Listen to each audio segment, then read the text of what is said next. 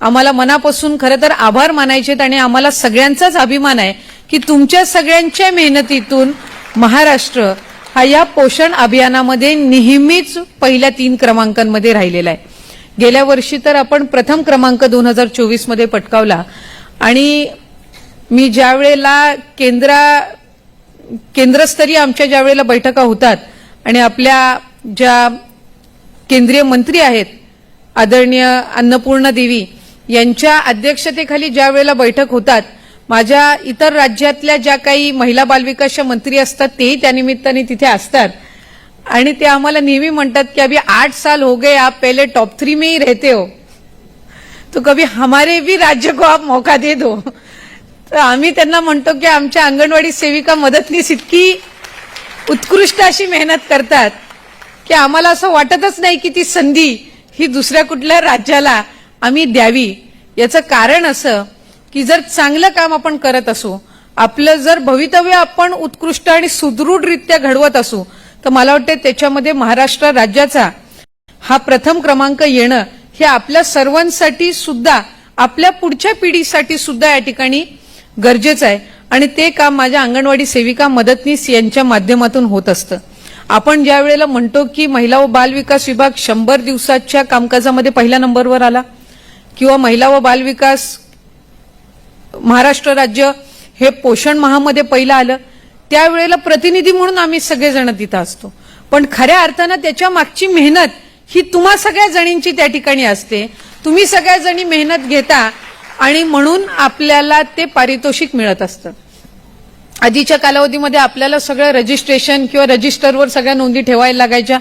आता पोषण ट्रॅकर आहेत, वेगवेगळे ऍडव्हान्स पद्धतीनं ऍप्स त्या ठिकाणी आपल्या इथूनही तयार झालेले आहेत आणि विशेष म्हणजे पोषण ट्रॅकरवर चांगल्या पद्धतीनं माझ्या अंगणवाडी सेविका असतील, मदतनीस असतील, या सर्व माहिती त्याच्यावर अपलोड करतात आणि नुसतं काम करून नाही तर ज्या वेळेला ती माहिती तिथपर्यंत पोहोचते त्याच वेळेला आपल्या सगळ्यांच्या कामाचीही तिथे नोंद होत असते।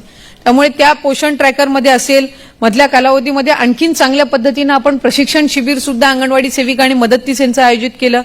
आधी तर आपल्याला फक्त पोषणाची काळजी घ्यायची होती, म्हणजे 0 ते 6 वयोगटापर्यंत जी बालकं आहेत किंवा ज्या गरोदर आणि स्तनदा माता आहेत यांची आपल्याला काळजी घ्यायची होती। आता यंदाच्या वर्षीपासून जे आपलं नवीन देशाचं शिक्षण धोरण आलंय, एज्युकेशन पॉलिसी आली आहे, त्याच्यामध्ये पोषण भी पढाई भी ह्या दोन्ही गोष्टी असल्यामुळे आता अंगणवाडी सेविका आणि मदतनीस यांच्यावर असणारी जबाबदारी ही अधिकरित्या त्या ठिकाणी वाढलेली आहे। आता आपल्याला महिला व बालविकास विभाग आणि शिक्षण विभागाला आम्हाला थोडा समन्वय साधून तुम्हाला अधिक चांगल्या पद्धतीनं ट्रेनिंग म्हणजे आपल्याला पढाईची पण म्हणजे अगदी जसं बालवाडीमध्ये किंवा आपल्या किंडर गार्डन किंवा प्ले ग्रुपमध्ये जाणारा जसा बालक असतो त्याला ज्या पद्धतीनं आपल्याला तयार करावं लागत असतं पुढच्या शिक्षणासाठी, तशा पद्धतीनं आता अंगणवाडी सेविका आणि मदतनीस यांच्याकडून सुद्धा अपेक्षा ह्या ठिकाणी वाढलेल्या आहेत। बऱ्याचशा इथल्या जणी अर्बनमधून पण आल्या असतील, काही सेमी अर्बनमधून असतील, काही ग्रामीणमधून आल्या असतील, ज्याचा उल्लेख मगाशी आयुक्तांनी केला की आपण आतापर्यंत म्हणायचो अरे कुपोषण मुक्त व्हायचंय। एका बाजूला आपल्याला कुपोषण मुक्त महाराष्ट्र करायचंच आहे आणि त्याची टक्केवारी जर आपण बघितली तर आता साधारणपणे 1.5% खाली आलेली आहे आणि ही सगळी मेहनत ही तुम्हा सगळ्यांची आहे की आज 1.5% खाली कुपोषणाचं प्रमाण हे आलेलं आहे। एका बाजूला कुपोषणचं प्रमाण कमी होतंय, पण त्याचबरोबर माझ्या शहरी भागामध्ये आणि सेमी अर्बन मधल्या ज्या अंगणवाडी सेविका असतील यांच्या लक्षात येत असेल की ओबेसिटी म्हणजे लठ्ठपणा ह्याचं प्रमाण हे शहरामध्ये आणि आपल्या सेमी अर्बन एरियामध्ये जास्ती आहे। कदाचित ग्रामीण भागामध्ये तितकं नाही, कारण मुलं आज पण तिथं मैदानी खेळामध्ये एखादं लहान मूल जरी असेल 2 वर्षाचं, 1-1.5 वर्षाचं झालं की ते बाहेर आपलं खेळायला गावामध्ये हिंडत असतं, खेळत असतं, बागडत असतं।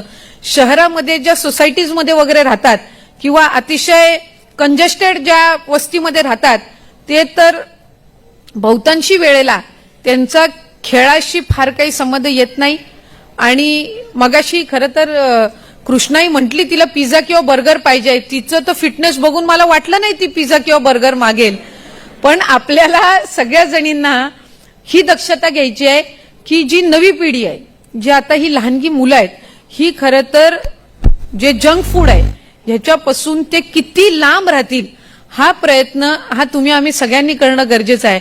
कारण माझ्या या अंगणवाडी सेविका मदतनीस ज्या वेळेला लहान होत्या त्यावेळेला त्यांच्या आईनी त्यांच्या घरातल्यांनी त्यांना पौष्टिक खाऊ घातलं आणि त्याचं महत्व त्यांना लहानपणापासून कळलं.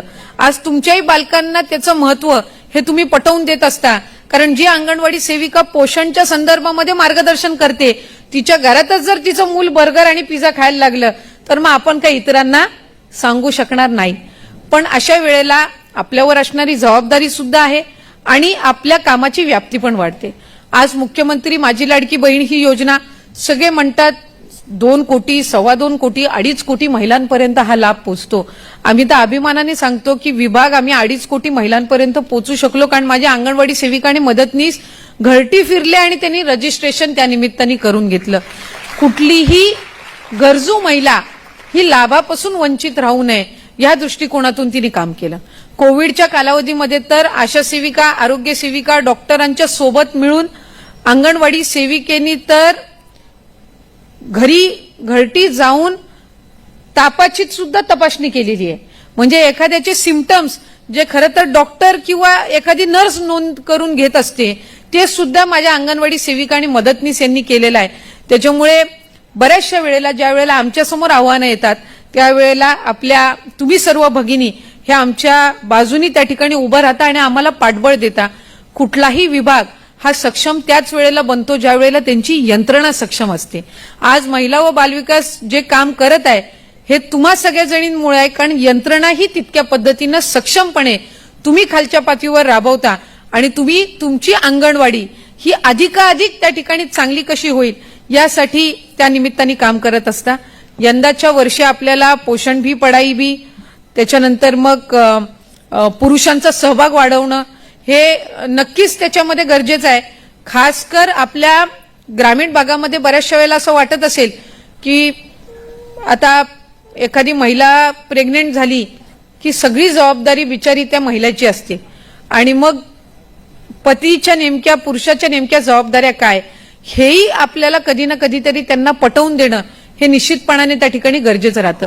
मी शहरी भागाचा उल्लेख का नाही केला कारण शहरी भागामध्ये पण बऱ्याचशा वेळेला आई वडील दोन्ही काम करत असतात. अशा वेळेला त्यांना कुठे ना कुठेतरी दोघांनाही जबाबदाऱ्या वाटून घेण्याची सवय झालेली असते. पण वडिलांचा एखाद्या बाळाच्या संगोपनामध्ये हा अतिशय मोठा सहभाग असतो. त्याच्यामुळे त्याची जनजागृती सुद्धा आपल्याला करणं हे त्यानिमित्ताने गरजेचं आहे. त्याचबरोबर वोकल फॉर लोकल, एकत्रित कृती, डिजिटलायझेशन ह्या सगळ्या ज्या आपल्याला बाबी दिलेल्या आहेत याच्यामध्ये आपल्याला अधिकाधिक चांगल्या पद्धतीनं त्या ठिकाणी काम करायचं आहे.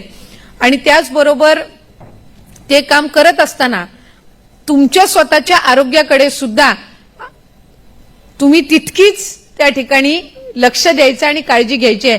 नाहीतर एखादी माझी 35-40 किलोची अंगणवाडी सेविका किंवा मदतनीस तिथं जायची दारावर आणि म्हणायची बाळाला सुपोषित कर तर ती पहिला आई म्हणेल की तूच इतकी कडकी आणि माझ्या बाळाला सुपोषित कर असं सांगते.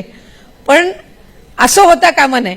आता नवीन ज्या आपल्या अंगणवाडी सेविका मदतनीस जवळपास 18,000ची भरती आपण केली आहे. सर्वात मोठी भरती प्रक्रिया ही महिला बालविकासमध्ये त्या ठिकाणी झालेली आहे.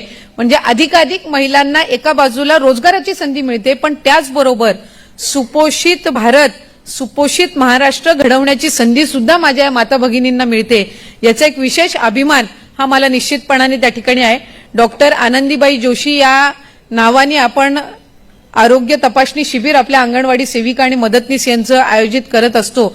यंदाच्या वर्षीचं सुद्धा आयोजित करत असताना या माझ्या अंगणवाडी सेविका आणि मदतनीस यांच्या सहित त्यांचं जे मूळ कुटुंब आहे यांचं सुद्धा आपल्याला मोफत आरोग्य तपासणी ही त्यानिमित्ताने करायची आहे. कारण जी माझ्या अंगणवाडी सेविका आणि मदतनीस ही इतरांच्या कुटुंबाची काळजी घेते तिच्या कुटुंबाची काळजी घेणं ही जबाबदारी ही विभाग म्हणून आपली सुद्धा ही त्यानिमित्ताने नक्कीच आहे. आपण वेगवेगळ्या माध्यमातून वेगवेगळ्या जे काही उपक्रम दिले जातात त्याच्यामध्ये तुम्ही सगळ्याच जणी काम करत असता. लाडकी बहीण योजनेमध्ये सुद्धा आदरणीय मुख्यमंत्री देवेंद्र फडणवीस साहेब, उपमुख्यमंत्री एकनाथजी शिंदे साहेब आणि उपमुख्यमंत्री अजितदादा यांच्या मार्गदर्शनाखाली खूप चांगलं आपण काम केलं. त्याच्यानंतर ग्राउंड लेवलचे सर्व्हे सुद्धा पुन्हा एकदा तुम्हाला सगळ्या जणींना करावे लागले. त्याच्यामध्ये सुद्धा अनेक आव्हानांना तुम्ही सामोरं गेला. जी नोंदणी आपण करतो ती परत जाऊन व्हेरीफाय करणं आणि त्यांच्या प्रश्नांची उत्तरं देणं ही काही साधी सोपी गोष्ट नव्हती. आणि ही जाणीव ही आम्हाला निश्चितपणाने आहे, कारण समोरचं तुम्हाला विचारणार की तुम्ही रजिस्ट्रेशन करून घेतलेलं होतं आणि आता आम्हाला परत प्रश्न का विचारताय. पण तेही काम माझ्या अंगणवाडी सेविका आणि मदतनीस यांनी अतिशय कमी कालावधीमध्ये उत्कृष्टरित्या केलं. त्याचबरोबर यंदाच्या वर्षीपासून जी मातृवंदना योजना आपल्यात आलेली आहे, खरं तर 6-8 महिने ती प्रक्रिया चालू होती, पण एप्रिल महिन्यामध्ये ती योजना आपल्याकडे आली आणि आम्ही काही दिवसांपूर्वी सन्मान्य मुख्यमंत्री महोदयांसमोर सुद्धा हे सादरीकरण केलं. सचिव महोदय सुद्धा त्यानिमित्ताने होते, मी स्वतःही त्या बैठकीला होते, आयुक्तही होते. आम्ही उल्लेख केला की 1 महिन्याच्या कालावधीमध्ये ते रजिस्ट्रेशन कंप्लीट करणं हे किती आव्हानात्मक होतं हे आम्ही सगळेच जण समजू शकतो. एका बाजूला लाडकी बहीण योजना, दुसऱ्या बाजूला मातृवंदनेचं रजिस्ट्रेशन, क्रॉस व्हेरिफिकेशन, ह्या सगळ्या गोष्टी या इतक्या मर्यादित कालावधीमध्ये आमच्या यंत्रणेनी म्हणजे तुम्ही सगळ्या जणींनी पूर्ण केल्या, याचा उल्लेख आवर्जून आम्ही राज्याचे मुख्यमंत्री महोदय यांच्यासमोरही केला.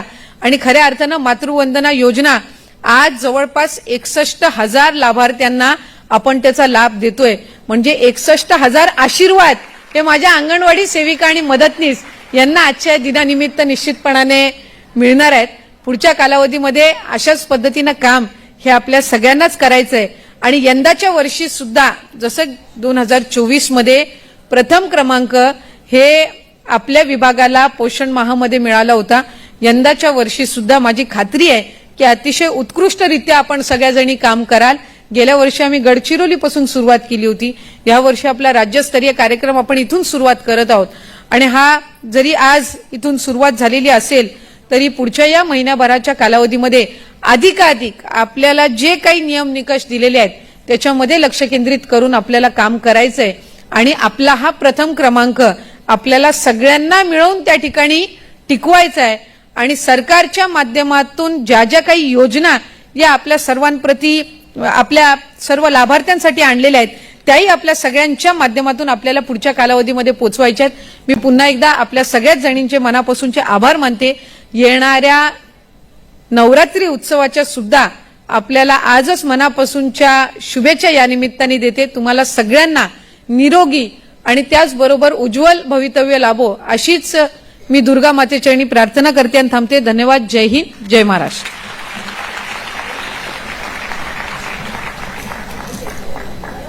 आदरणीय अदितीताईंनी अतिशय सुंदर आपल्या